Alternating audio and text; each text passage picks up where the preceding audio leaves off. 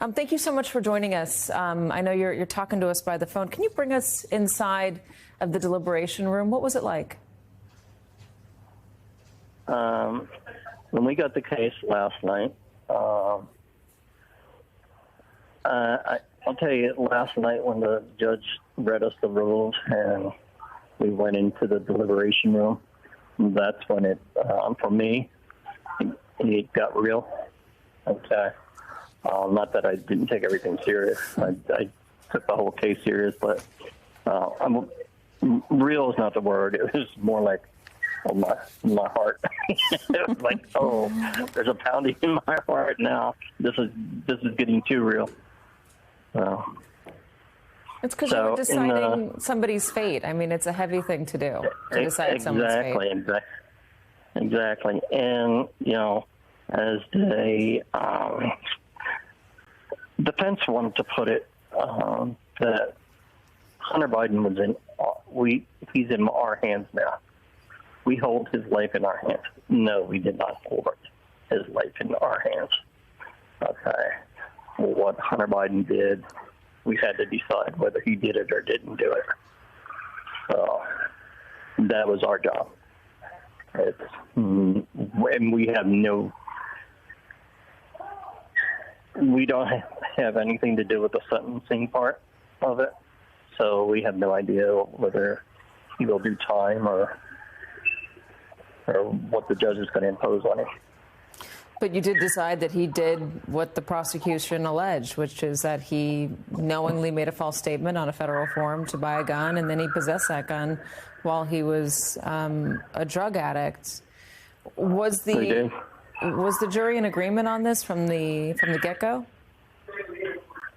I'm gonna tell you no, that we're not. Last night we got the case rather late. So what we did when we first went into the jury room, we took a vote. They said, let's take a vote now, see where we stand. Okay? It was a split decision, 6-6. That tells you how we were all doing in the case. So it wasn't like, so take me, for instance, I was one of the ones that said not guilty. I didn't do it because I didn't do it because I thought he was innocent. I just said not guilty because I wanted to go over all the evidence, give Mr. Biden the time that he needed, or we needed to decide what was going to happen, whether he was guilty or not guilty. Does that make sense to you? Yeah, so initially you said not guilty, you're telling me, because you wanted to make sure that you guys, when you got to that guilty verdict, that you were buttoned up, that you had reviewed all the evidence and that it convinced you. Correct. How much did the jury form, the instructions from the judge, help you get to this verdict? Oh, it was her instructions were very clear and were very precise, and they gave us the evidence to look back over for reference. Although we all took notes, and so today's as we deliberated today, it was I kind of felt that we reached a verdict pretty quickly. I don't know outside of the courtroom what was going on, how people were anticipating things were going, if they thought it was when we came back, if they thought it was a short time or a long period of time that we found not guilty or found guilty.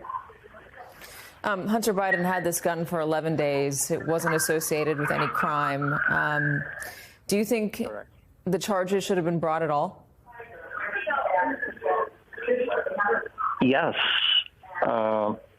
because of the form that he filled out. when he chose to mark no, that he was not using crack. It said, "Are you a known lawful drug addict, addicted to drugs, or are you an addict?" Well, that was the question. That was the biggest question, that he hit no, and that's where he lied. Yeah. Because the evidence showed that he had lied. He did lie, and you found him guilty of lying. Was there any sympathy for him? I mean, addiction was such a huge part of this case. The prosecutor said this wasn't only about addiction. This was about what happens, the choices he made under that addiction, the criminal choices that Hunter Biden made. But addiction was a big part of the case, and so many American families deal with it. I wonder, was there any sympathy in the courtroom for that addiction? If there was sympathy with the jury, as far as being a drug addict, that didn't come into play. That wasn't discussed. What was discussed was basically the fact he actually did lie on that form, and that was a felony. So. Dr. Jill Biden, the First Lady, was in the courtroom for much of the trial. Did you ever look over at her? Did you ever think about who Hunter Biden was, who his dad was? I looked over. Yes, I did see Mrs. Biden, Jill Biden, in the courtroom. I saw Hunter's wife, and I did look over and see Hunter. So yes, I was aware of who they were. But like I told some reporters earlier, when you go in there and you see that, then you got to separate it, and then you got to start listening to all the evidence, and that's where you got to focus. You don't focus on who's in the courtroom. You got to focus on listening to the defense and the prosecution and making a rash decision. So you had to pay a lot of attention.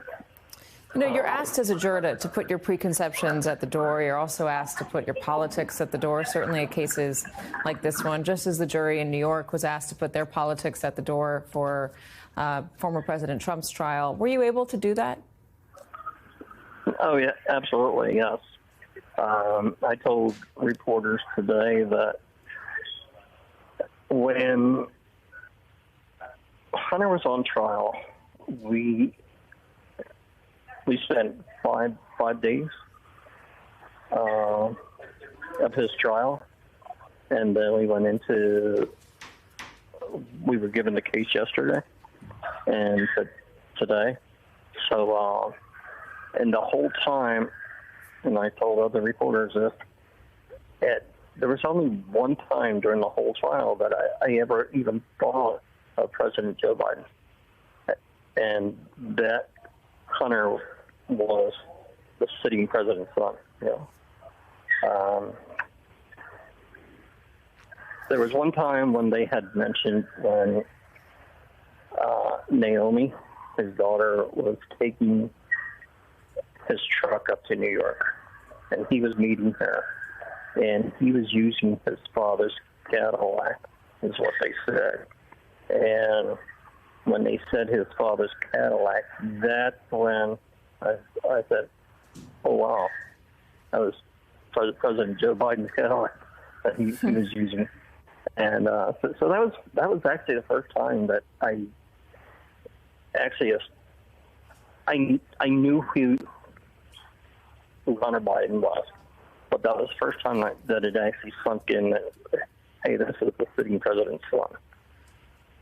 So you've just done something. You've just done something that is integral to the way this country works, the way our democracy works. You sat in a jury and you rendered a verdict based on the evidence that was presented to you. President Biden today, and this is how we started our show, and I'd love to get your thoughts on it. President Biden today said he would accept this verdict and that he wouldn't pardon his son. It's in contrast to the way that former President Trump has been talking about the criminal, or just the U.S. justice system, period, and the DOJ. Do you have confidence after this experience that U.S. courts are fair and that every man is treated equally under the law? Sitting on this trial, and it's the first trial that I sat on, I would say yes. The system does work. And I got to know the jurors. The judge actually came in after the verdict was read in court, and she came in and thanked us all for doing such a great job and just leaving our biases outside. I just have one more question for you, if you'll give me that. Do you think, I know you're not involved with sentencing, that's not your role, but do you think he should go to jail for this? I've talked to many of the reporters, and I'll say the same. I do not think jail is what's the right thing for Hunter. I say that because, I don't know what Hunter's state of mind is right now. I don't know when the last time Hunter had a relapse.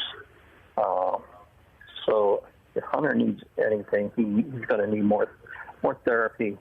And if not, he should be going to more meetings. And if he's sober, staying sober, and that should be his main focus.